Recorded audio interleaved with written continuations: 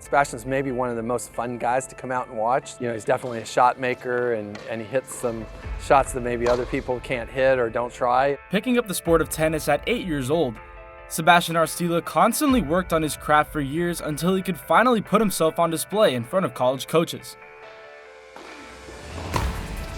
He's an all-court player.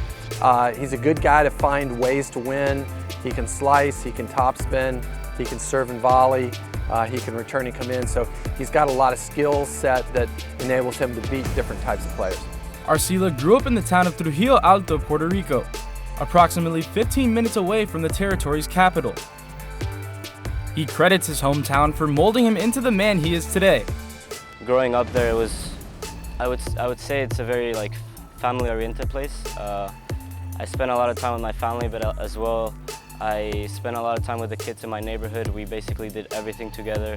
Arcila found a new home in Tallahassee in 2017 after joining the Florida State tennis team, but during his freshman year, he was disheartened by situations beyond his control. Hurricane Maria slamming into the island, and as you heard, one official saying the island is destroyed. Fortunately, Arcila and his family were not living in Puerto Rico during the tragic storm, but they still found themselves impacted by the damage it left behind. We still had a house there that we were renting, and my parents were using that as income basically. And when the Hurricane Maria happened, a ton of people lost their jobs. They could no longer afford the houses they were living in, so the person that was renting for us ended up leaving the house, and we had to basically sustain the house for 7 months with nobody in it. No people to fix the house, fix the destruction that the hurricane caused. So that was definitely hard for us financially.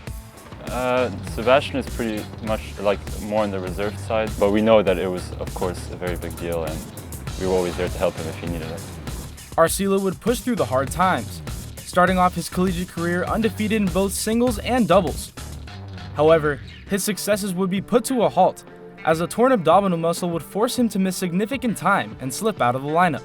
It was tough for me emotionally, it was tough for me as a player, and with my goals wanting to be a professional tennis player, it kind of made me have to rethink everything and readjust what I really wanted in life. So that was definitely a very tough moment in my life, I would say. But Arcila never lost his passion while competing for the garnet and gold. And with 2 years under his belt, he continues to hone his skills on the court.